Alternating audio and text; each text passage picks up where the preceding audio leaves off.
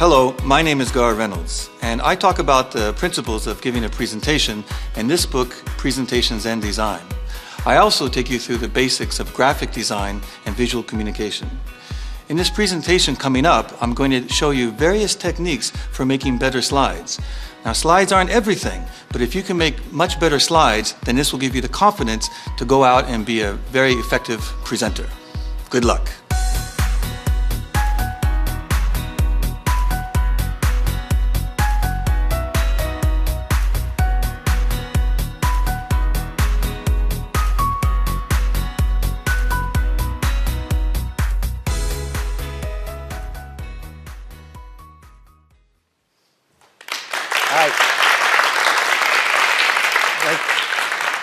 Thank you. My name is Gar Reynolds. Now, we know that presentation visuals are very important. They're not everything, but it is something that's very, very necessary for a great presentation. And the thing is about visual, or visualization, what we know from the cognitive sciences is that visual is our most powerful sense.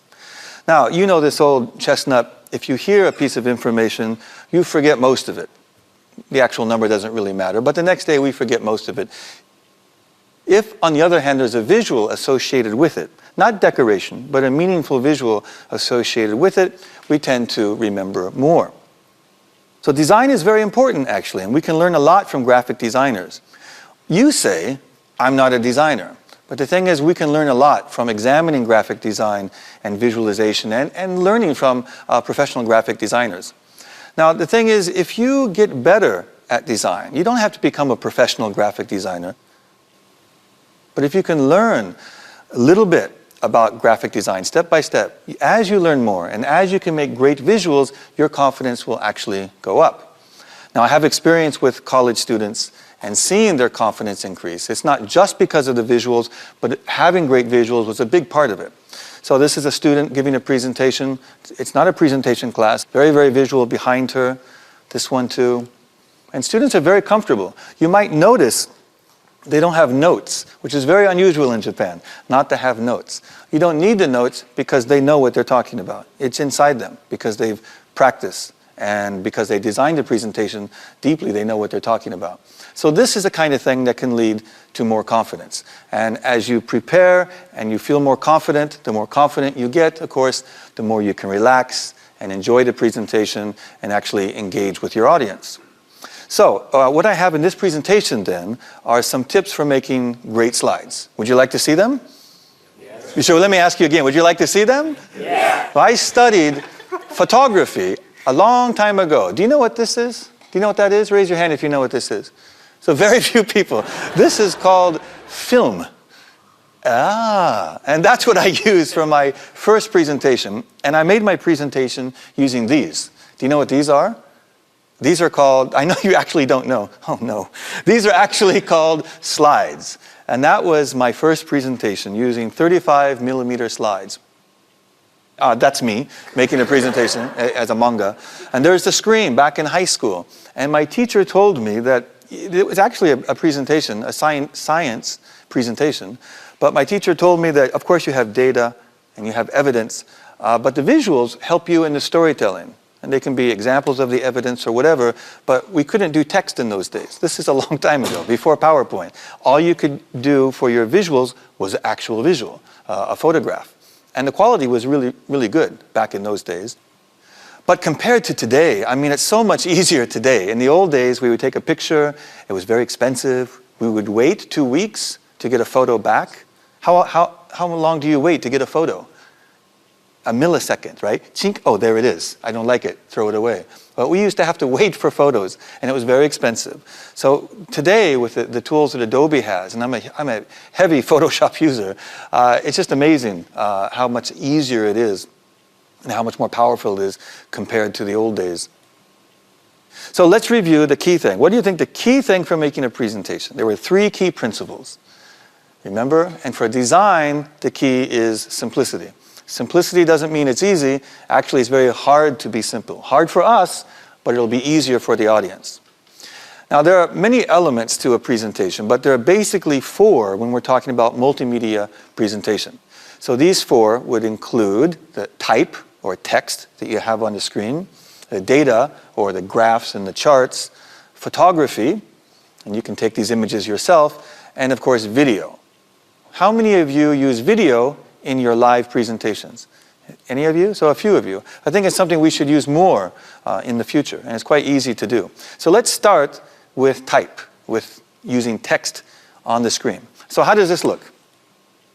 Typical presentation? Maybe you've seen something like this. Well, we can make it better by removing the unnecessary, and the words are coming out of our mouth. But still, it looks pretty old-fashioned, it's not very engaging. We can make things big, but now this doesn't look like two pieces of type, two elements of type. It looks like 1, 2, 3, 4, 5. It doesn't look like they really go together. How about now? How's the text? It's a better background, but the text lacks good spacing, of course. Here, still, it's bigger, it's better. It looks like two elements, but the spacing's not good. Here is better. Can you read this okay in the back? Is it okay? Yeah? So even though the screen is relatively small, the text is big and you can see it. So the key then is we want our type to be beautiful.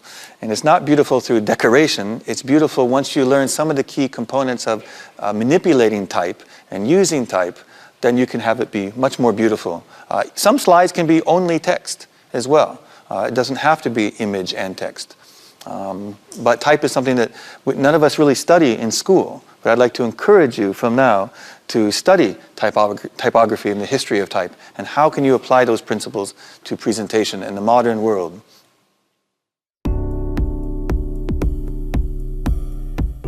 Adobe イラストレーターなら効果的に文字のレイアウトを行うことができます。書体には様々なものがありますが、シンプルなものを選びましょう。文字のサイズや間隔、行間をバランスよく調整し、読みやすいデザインにすることが重要です。また文字を強調したい場合は、グラフィック的なデザインをしても良いでしょう。強調したい部分の色やサイズを変えたり、形を少し変えるなどでテーマを伝えやすくなります。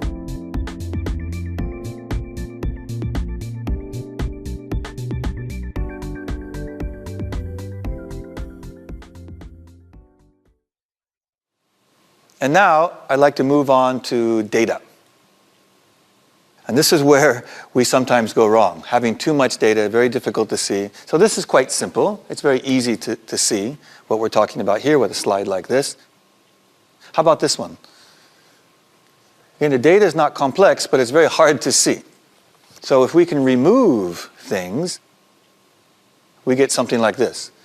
We remove a few of the countries in this case because we can put the details in the handout, but much easier to see. So it's not that we're hiding anything from you. The point is, this is what I want to show you, much easier to see. If I ask you to compare USA and Japan, you can do that in an instant. Then we can spend the time talking about what does it mean. Few colors, color used for a reason. The reason is that I want your eye to go to that orange bar. How about this one? 2D data and 3D charts. You ever see 3D charts like this in your classes? You don't do it though, do you? You would never do that. Never 3D data or 3D charts for 2D data. So this is after. It's a little bit better. Right? So 2D. And where does your eye go? It goes to what's different, of course. グラフを使う場合、何を伝えたいかをしっかり理解しましょう。ここでは Adobe イラストレーターを使ったより効果的なグラフにするヒントをご紹介します。何を示すデータか分かる情報だけをシンプルにデザインしましょう。使う色もなるべく少なくした方が分かりやすくなります。円グラフはボリュームの比較がしやすいグラフですが、やはりシンプルさが大切になります。必要な情報以外はなるべく減らし、見やすいグラフをデザインしましょう。The next one is about using images or photography. And there's a few different things to keep in mind about this. Because we love using images. Images are very, very powerful. Photography is extremely powerful for conveying a message. And we are visual thinkers, of course. That's how we see the world. That's how we think about the world. We dream in visuals. But until recently, most presentations with PowerPoint and other slideware has been with bullet points, right? That's very, very common. It's changing, finally. So when you see a slide like this, here's a slide which says that water is the best drink for sports. But how could we make this more visual? So even if we just add something like this, now the context is we're talking about exercise, maybe it's especially talking about women and exercising and skin or something. I don't know what the situation is, but you can see this is rather plain. If we add a visual, it kind of helps. This is what we're talking about, and you can imagine it, right? It gives you more of an emotional connection. How about this one? Here's the data. That's a lot of soda. Do you have some sort of sense visually for that? What kind of visual could you put there? Maybe something like this. But notice how it's a little bit different now.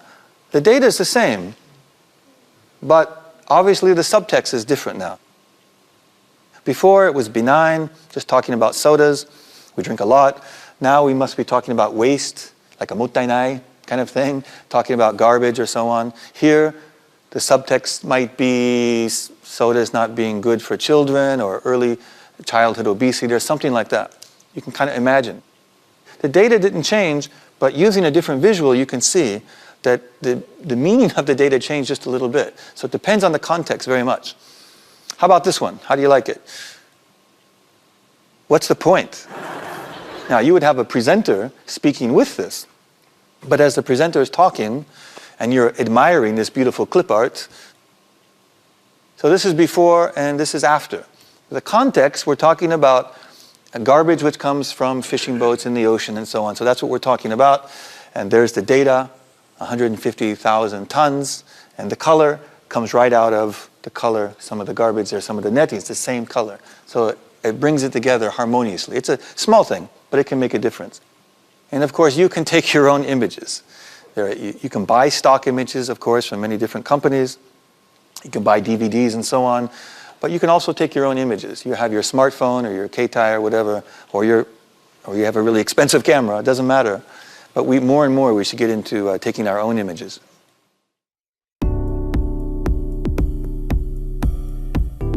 プレゼンテーションスライドでは積極的に画像を利用しましょう。使う画像は自分で撮ったものも利用できます。きれいに撮影できなくても写真編集ソフトである Adobe Photoshop で加工することで有効な素材になります。例えば暗すぎたり明るすぎた場合、色が褪せてしまっている場合でも簡単に修正できます。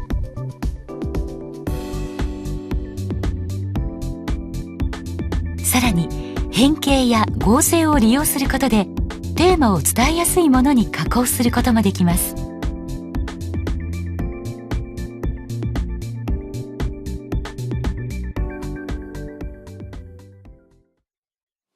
Okay, the next one is about empty space. And we're talking about photography and using images. And empty space is extremely important. And we don't get this in our education. That's the trouble. So when you see that, that's a slide. Let's say there's a slide with nothing on it. And most people like to fill it with decoration, like a Christmas tree. I don't know, it somehow makes them feel more comfortable about things. And then they think, oh, I only have a little space, so I'll just fill that with more stuff. So we want to resist doing that. Otherwise, it looks like this. It's a very noisy kind of place. Empty space. Lots of examples of empty space. Lots of inspiration for empty space. Most of this is empty, of course. And yet people are attracted to this. It's very powerful. It's the empty space which gives power to the few elements that are there. Great examples are ikebana, right? Using space. It's asymmetrical space, but it's balanced. How about here? You go into the tokonoma, mostly empty. Where does your eye go? Okay, let's say you're going to walk in. Ready? 失礼します. Where does your eye go? Where do you think? Most of you. It's the only place that has anything in it of art. So this is the tokonoma, which is designed for your eye to go there. So you can do it with slides too. Design your slides that where you know where the eye is going to go, first, second, and third, and so on. What do you think of this slide? And the text. Can you read the text? It's hard to read. There's a bullet points for some reason. This is a quotation of a JFK speech, and we have a picture of JFK there. But this is the before, and this is the after. Which is easier to read? Which text is much more clear to see, right? So obviously, this one. And of course, JFK is in this direction. So you're naturally, maybe you notice his face first, and then you go over to the text, and the presenter is saying this text as well.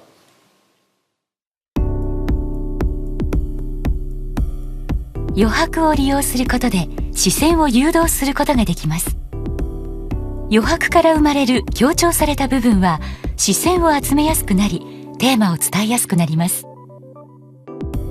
余白のない画像しかなかった場合でも、ちょっとした加工を加えることで余白を作り出し、視線を誘導することができます。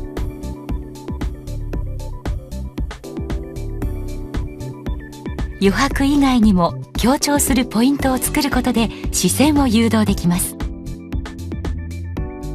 色を使って強調したい部分を作ったり、遠近感を利用して視線を誘導することができるのです。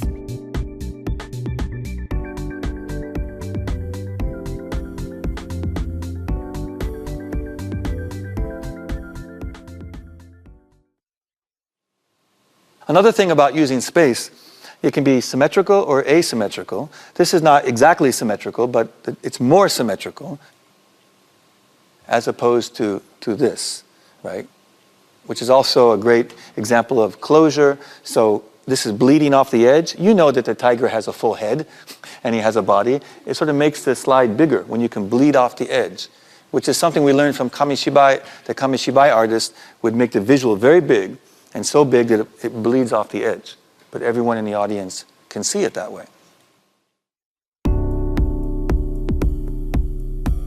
画像を非対称にすることでも余白を生み出すことができます。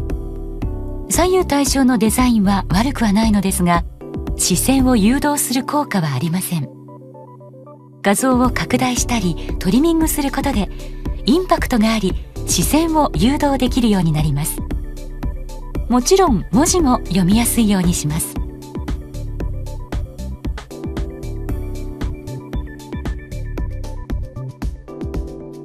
さらに画像を切り抜いて使うと、より余白の効果を生かすことができます。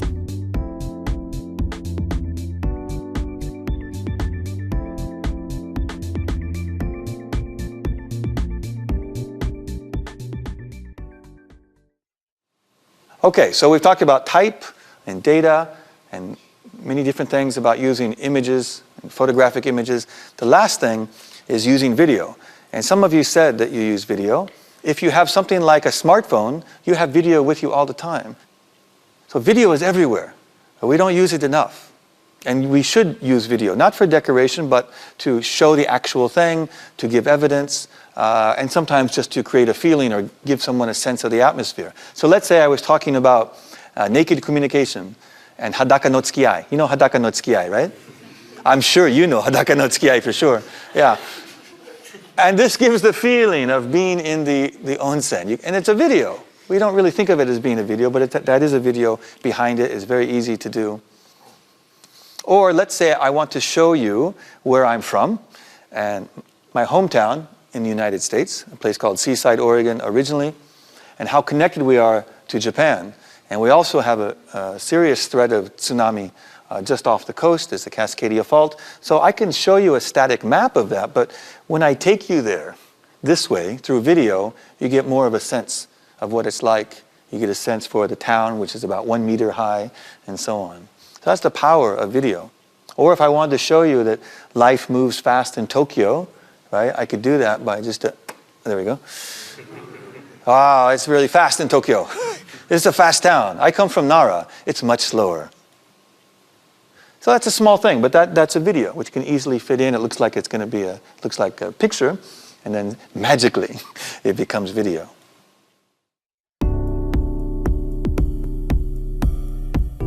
動画は想像力だけでなく感情も刺激するので、ぜひ取り入れたい技術です。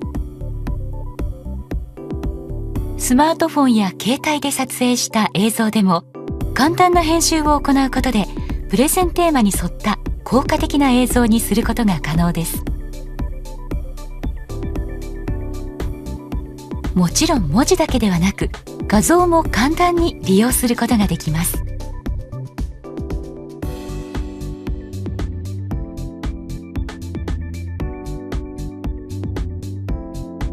さらに複雑なデータやチャートなどを説明するにも、映像は大きな効果を発揮します。